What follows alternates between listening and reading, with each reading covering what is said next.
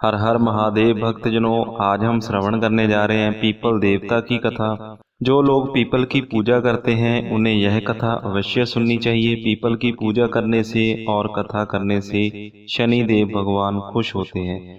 तो चलिए अब सुनते हैं पीपल की कहानी। एक नगर में सेठ सेठानी रहते थे। सेठानी बहुत धार्मिक स्वभाव वाली थी। वह प्रतिदिन नियम से भगवान की पूजा पाठ किया करती थी और प्रतिदिन पीपल को जल चढ़ाती, दिया लगाती और पीपल की पूजा किया करती थी। उनकी कोई संतान नहीं थी, जिसके कारण सेठ सेठानी बहुत दुखी रहते थे। उनकी चिंता बढ़ती रहती कि हमारे बाद हमारी धन संपत्ति कौन संभालेगा और बुढ़ापे में हमारी देख रेख कौन करेगा। अब जैसे जैसे सेठ सेठानी की उम्र बढ़ती जा रही थी, वैसे ही उनकी चिंता भी बढ़ती जा रही थी। एक दिन सेठानी ने एक तरकीब सोची। उसने घर पर दाई को बुलवाया और उससे कहा कि आप सेठ जी से बोल दो कि सेठानी पेट से है।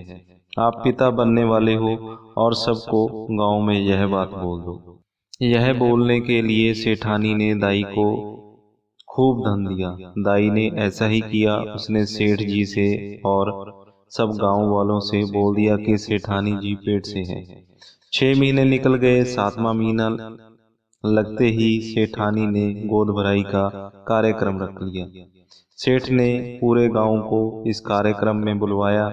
सेठानी ने दाई से बोला कि जब गांव में किसी के भी बच्चा हो तो वह उसे थोड़ी देर के लिए लाकर मेरी गोद में डाल देना। मैं तुम्हें खूब सारा धन दूंगी। धन के लालच में दाई सेठानी की हर बात मानती जाती है। इसके बाद 9वां महीना पूरा होता है। गांव में किसी के जहां बच्चा होता है तो दाई उसे लाकर सेठानी की गोद में डाल देती है और बच्चे के रोने की आवाज सुनकर सबको हो जाता है कि सेठ जी के घर बेटा हुआ है। सेठ जी के घर बेटा हुआ है, यह बात पूरे गांव में सबको पता चल जाती है। पूरे गांव में मिठाइयाँ बांटी जाती हैं। इसके बाद जब बेटा 1.25 महीने का होता है तो उसके तिलक की रस्म रखी जाती है। पूरा गांव आता है तो सेठानी क्या करती है कि बेटे की जगह कटार रख देती है।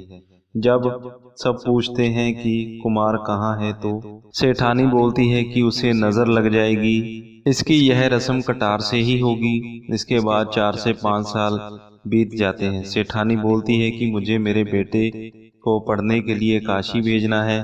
तो सेठ गुस्सा होकर बोलते हैं, जिस बेटे को आज तक मैंने नहीं देखा उसे तुम पढ़ने काशी भेजना चाहती हो। तो सेठानी गुस्से में कहने लगी, आपसे जितना बोला है करो। आप मेरे बेटे को काशी भेजने की तैयारी करो। पूरे गांव में खबर फैल गई कि सेठ सेठानी का बेटा पढ़ने के लिए काशी जा रहा है, पर आज तक उसे देखा किसी ने नहीं था। इसके बाद 12 से 13 साल बीत गए। अब बेटे की उम्र शादी वाली हो गई। तो यह सोचकर सेठानी सेठ से बोलने लगी, हमारे बेटे के लिए लड़की ढूंढो। उसकी उम्र शादी की हो गई है और ऐसी लड़की ढूंढना जो घर को जोड़े तोड़े नहीं। सेठानी के मुख से यह बात सुनकर सेठ बहुत गुस्सा हुआ और बोलने लगा कि क्यों मेरे बुढ़ापे में धूल झोंक रही है। जिस बेटे को आज तक मैंने नहीं देखा तो उसकी शादी करवाएगी। बता जरा कैसे करवाएगी उसकी शादी। तब सेठानी कहती है कि आप बस लड़की ढूंढो, मेरा बेटा भी आ जाएगा।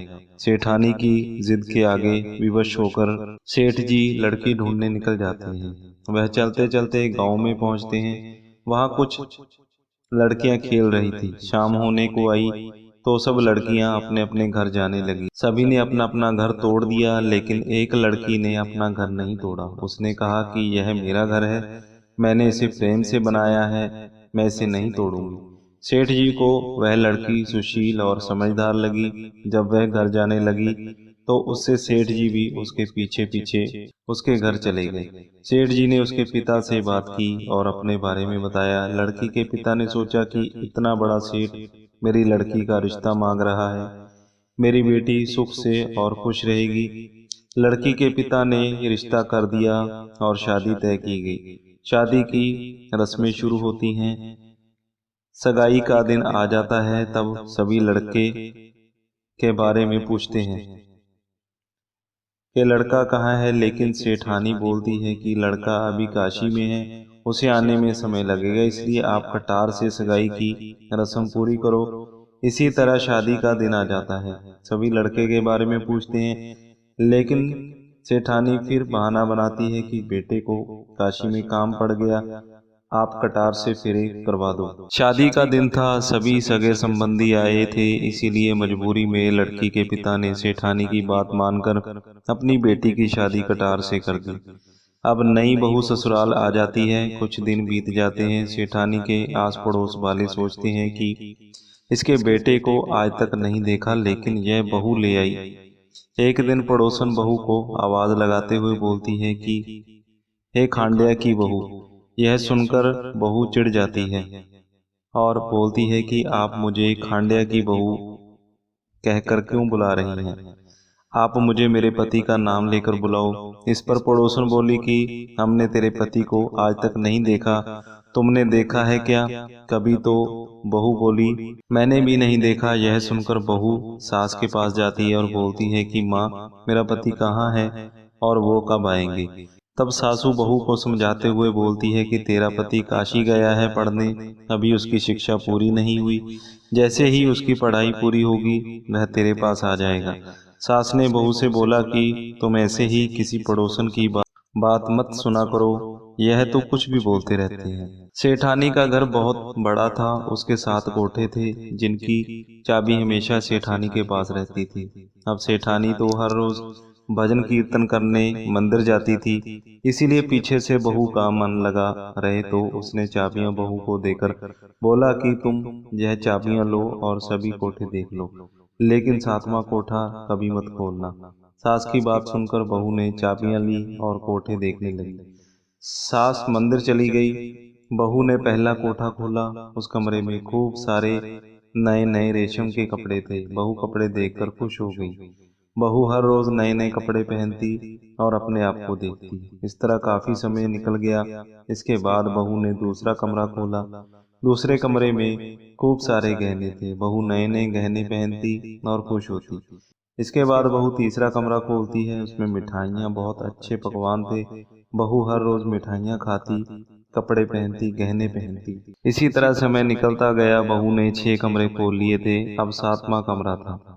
बहू ने सोचा कि इस कमरे को खोल लेती हूँ, सासू जी को पता नहीं चलेगा, उनके आने से पहले इसे बंद कर दूंगी। बहू ने 7वां कमरा खोला तो देखा कि वहां पर एक मंदिर और पीपल का पेड़ था। बहू सोचने लगी कि मंदिर तो घर में है, लेकिन सासू जी बाहर मंदिर क्यों जाती हैं? यह सोचकर वह पीपल के पेड़ के पास बैठ गई। इतने में से पीपल में से एक युवक निकल कर आता है। बहू उसे देखकर डर जाती है और पूछने लगती है कि आप कौन हो? तो युवक बोलता है कि मैं तुम्हारा पति हूँ। बहू कहती है, लेकिन आप तो काशी में थे। तो युवक बोला, मैं आ गया काशी से, लेकिन माँ को मत बताना। बहू बोलती है कि ठीक है। अब बहू ने कौन सा कभी अपने पति को देखा होता है, तो वह उसे ही अपना पति मान लेती है। अब वह हर रोज उस 7वें कमरे में जाती उस युवक से मिलने। वह बातें करते और समय बिताते। कुछ समय बाद बहू पेट से हो गई। यह सुनकर सेठ सेठानी पर बहुत चिल्लाने लगा कि अपने बेटे को ना कभी मैंने देखा, ना गांव से किसी ने, फिर भी यह पेट से हो गई। पता नहीं किसके साथ मुंह काला करके आई है। अब पूरे गांव में हमारी बदनामी हो जाएगी। सेठानी सेठ को धैर्य बंधवाती है और प्यार से बहू से पूछती है कि बेटी, तेरा पति तो काशी गया है, तो यह बच्चा किसका है? बहू बोलती है, नहीं माँ, वो तो कब के काशी से आ चुके हैं, वो 7वें कमरे में रहते हैं। आपके मना करने के बाद भी मैंने वो कमरा खोल लिया था, वो मुझे वहीं मिले। वो पीपल के पेड़ से आते हैं। 7वें कमरे में एक मंदिर और पीपल का पेड़ है, वो वहीं रहते हैं। बहू के मुख से यह बात सुनकर सासू माँ समझ गई कि यह पीपल देवता और भगवान की कृपा है। सास ने बहू से कहा कि बेटा आ गया तो तुमने मुझे बताया क्यों नहीं? तो बहू बोली, मुझे उन्होंने मना किया था कि किसी को मत बताना। अब बहू के माध्यम से सास भी बेटे को पाना चाहती थी। सास ने बहू से कहा कि तुझे चूड़ी चढ़ाने का कार्यक्रम रखा है, तू बेटे से बोलना कि तुझे चूड़ी चढ़ाने जरूर आए। बहू ने कहा ठीक है माँ, कार्यक्रम रखा गया। बहू ने अपने पति को कार्यक्रम के बारे में बताया तो उसने कहा कि माँ से बोलना, मैं आ जाऊंगा। चूड़ी चढ़ाने का दिन आ गया, पूरा गांव आया, बेटे का इंतजार हो रहा था। गांव वाले बातें करने लगे कि अगर बेटा होगा तो वो आएगा। इतने में एक बहुत सुंदर युवक आता है और आकर बहू के पास बैठ जाता है। सभी इतने सुंदर युवक को देखते हैं और बातें करते हैं कि सच में सेठानी डरती थी, क्योंकि उसका बेटा है ही इतना सुंदर। इतने सुंदर युवक को नजर तो लग ही जाती। कार्यक्रम खत्म हो गया तो वो युवक वापस अपने कमरे में पीपल में जाने लगा। सासू ने बहू को पहले ही समझा दिया था कि तुम्हें उसे रोकने के लिए क्या करना है। जैसे ही वह युवक पीपल के पास रखी सांप की कंजुली पहनकर जाने लगा तो बहू ने कंजुली जला दी। केंजुली जलने से युवक को जलन होने लगी, वह भी जलने लगा तो बहू ने युवक पर ठंडा दूध डाल दिया। युवक की जलन ठीक हो गई।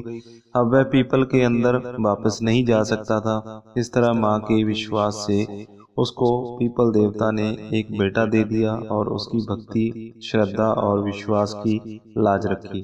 तो हे पीपल देवता, जैसे एक माँ पर अपनी कृपा की, उसी तरह हम सब पर कृपा करना। कथा सुनने वाले का भी भला और सुनाने वाले का भी भला।